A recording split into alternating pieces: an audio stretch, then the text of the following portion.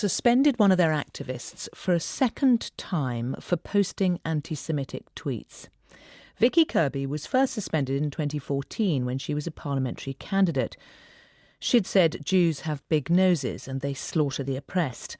Well, yesterday it emerged that another Labour Party member had complained to police about her comments and that she had not only been reinstated but elected the local party's vice-chairman. Jeremy Newmark is chair of the Jewish Labour Movement and he's here with me in the studio now. Good morning to you. Good morning, Sarah. And this, of course, at a time when the Labour peer Baroness Royal is carrying out an investigation into anti-Semitism at Oxford University's Labour Club, and there are allegations of similar problems at the LSE. Does the Labour Party have a problem with anti-Semitism? Anti-Semitism's never been the sole preserve of the extreme right. In fact, it was a sort of former German socialist politician who described anti-Semitism on the left as the socialism of fools. And I think, unfortunately, what we have seen over the past 9 to 12 months is an apparent resurgence of the acceptance of anti-Semitism within the mainstream Labour Party today. Oh, so are you suggesting that the top is accepting that Jeremy Corbyn, it's 9 to 12 months since he became leader, that's why it has been allowed to emerge? I think two things has happened. There's been a massive change and shift in the membership base of the Labour Party at grassroots level, and it appears that within that surge in members, there is a pocket, possibly a very small pocket of people that do harbour these problematic views. And at the same time, what we've seen is an apparent impotence and inability of the leadership and the top of the party to deal with these issues in a swift and firm manner, in the same way that any other form of racism would be treated and dealt with today. Are you hearing more than we've reported on there?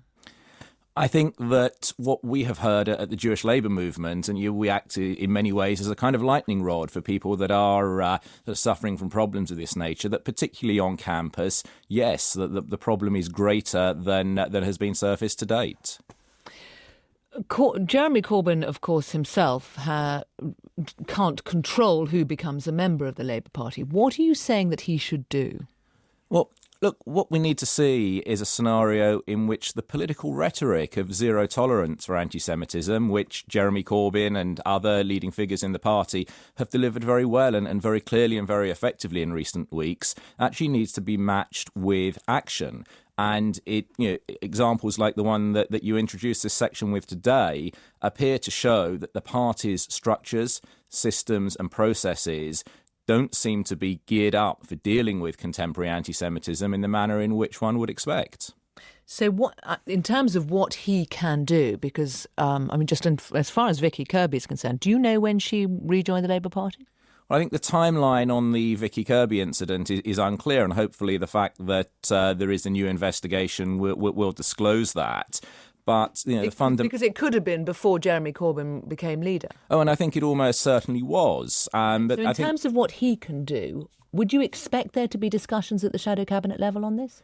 I think that we would expect there to be discussions at all levels in the party. I think the problem is that often people in the shadow cabinet, including Jeremy Corbyn himself, have delivered fantastic rhetoric, pledges and commitments about zero tolerance on anti-Semitism.